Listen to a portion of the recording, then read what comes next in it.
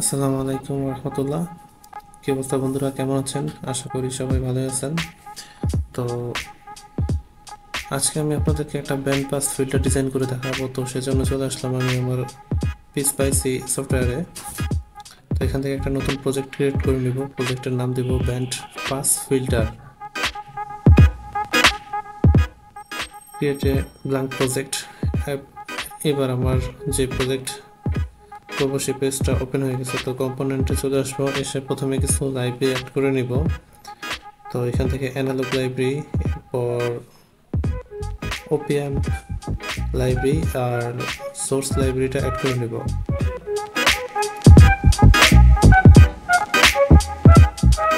তো আমার library add করা হয়ে গেছে। আমি অ্যানালগ লাইব্রেরিতে ঢুকতেছি। অ্যানালগ লাইব্রেরি থেকে আমি প্রথমে ওপিএমটা নিয়ে নিব। ওপিএম নেওয়া হয়ে গেছে, তো ওপিএমটাকে রোটেট করে নিব কাজের সুবিধার্থে।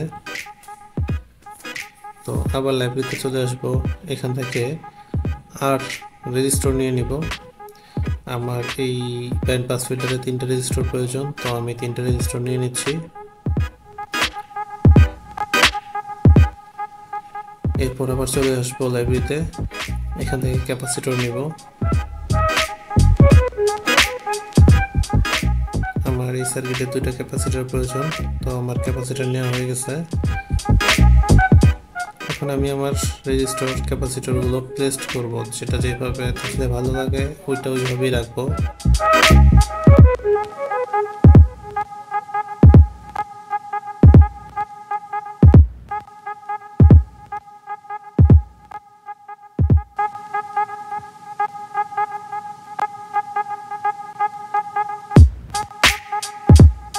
তো আমরা আগে একটা ব্যান্ড পাস সার্কিট ডায়াগ্রামটা কেমন হয় ওটা দেখে নিচ্ছি। তো আমি এখানে আগে থেকে একটা রেডি করে রাখছি, ওটা একটু দেখতেছি।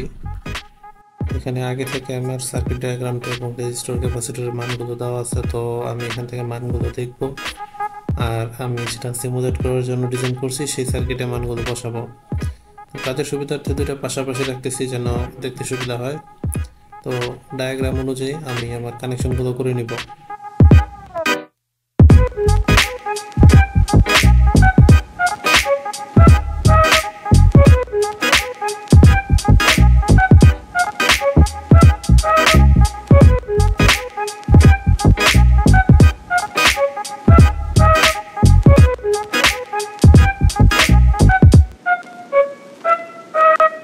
তো এখানে আমি কিছু গ্রাউন্ড কানেকশন নিয়ে নিচ্ছি, গ্রাউন্ডগুলো সার্কিটের গ্রাউন্ডের জন্য।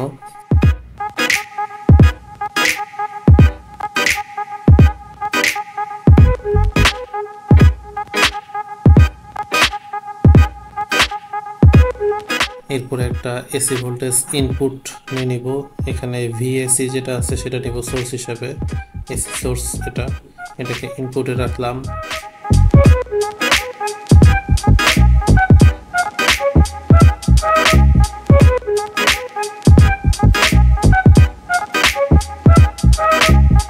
আমি আমার ইনপুট সোর্সটাকে ইনপুটে কানেক্ট করে দিলাম।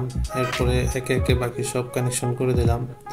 দেওয়ার পরে মোটামুটি আমার সার্কিট কমপ্লিট বলা চলে। তো এখন আমরা এখানে ইনপুট আউটপুট সিলেক্ট করে দিব যে কোনটা ইনপুট কোনটা আউটপুট, ট্যাগ করে দিলাম।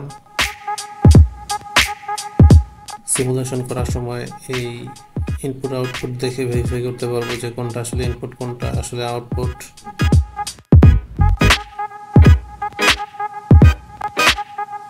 আরেকটা ট্যাগ নিয়ে নেব, এটা দিব ইনপুট।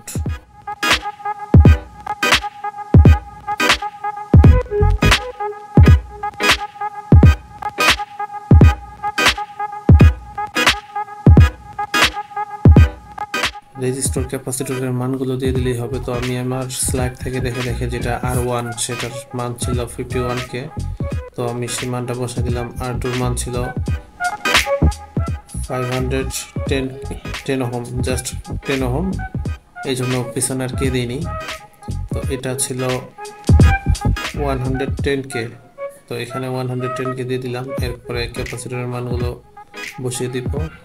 ক্যাপাসিটর নিয়েছিলাম 0.01 মাইক্রোফ্যারাড, তো মাইক্রোফ্যারাড লেখার জন্য এখানে 0.01 এর পেছনে একটা ইউ দিয়ে দিব।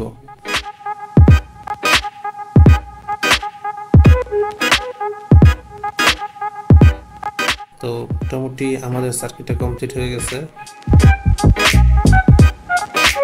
একটু সুন্দর দেখানোর জন্য এখানে আমি একটু বাড়িয়ে নিচ্ছি, ওয়্যারটা একটু বাড়িয়ে নিচ্ছি। তারপরে এখানে আমি আউটপুট অ্যাসাইন করে দেব। তো সার্কিটটা এখন দেখতে মোটামুটি অনেকটা ভালো লাগতেছে। আউটপুট একটু আগে ভিতরে ছিল, তার জন্য দেখতে ভালো লাগেনি। তো এখন সার্কিটটা দেখতে অনেকটা ভালো লাগতেছে। তো এই ছিল মোটামুটি আমাদের সার্কিট ডায়াগ্রাম। যদি ভিডিওটা ভালো লাগে তাহলে অবশ্যই ভিডিওটাতে লাইক দিবেন এবং চ্যানেলটা সাবস্ক্রাইব করবেন। এবং নেক্সট পার্টে আমরা দেখব কিভাবে সিমুলেশন করতে হয়, সিমুলেশন রেজাল্টগুলো দেখব।